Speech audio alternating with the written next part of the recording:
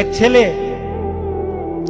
তার বাবার কাছে সাইকেল চায়, তার বাবার কাছে সাইকেল চায়, বাবা আমাকে একটা সাইকেল দাও। বাবা ছিল স্কুল মাস্টার, তো বাবা স্কুল মাস্টার, তার বেতন কি, সে কিভাবে সাইকেল কিনে দিবে?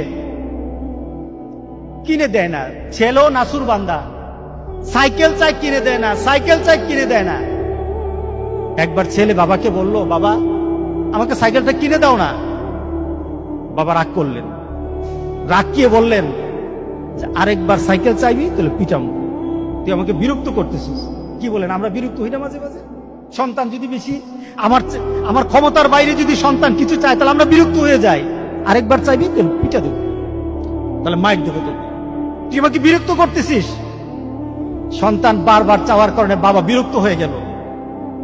সন্তান কিন্তু রাসূল বন্ধু।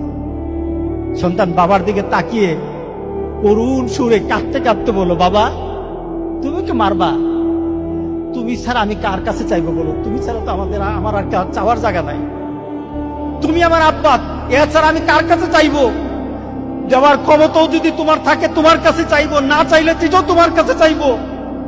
আমি কার কাছে চাইবো বলো?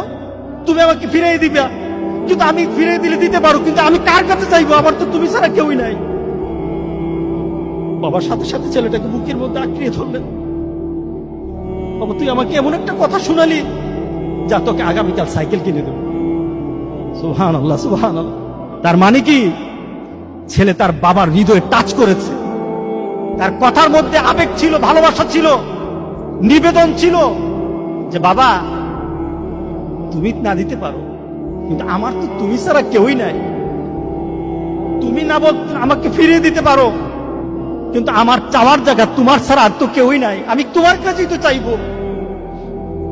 আমরা যদি মাবুদের দরবারে, আল্লাহর দরবারে এভাবে চাইতে পারতাম, যেই মাবুদ দিতেই পারে, দিতেই পারে, দিতেই পারে, একমাত্র যিনি দিতেই পারে, তার কাছে ওই আবেগ দিয়ে যদি চাইতে পারতাম, কোনদিন কোন জিনিস আমাদেরকে ফিরিয়ে দিতেন না, কোনদিন ফিরিয়ে দিতেন না। আমরা চাইতেই পারি না, আমরা ওইভাবে আল্লাহর দরবারে চাচ্ছি না। আমরা যদি চাইতে পারতাম, তাহলে পৃথিবীতে আমাদের এই যে বিপদ থাকতো না।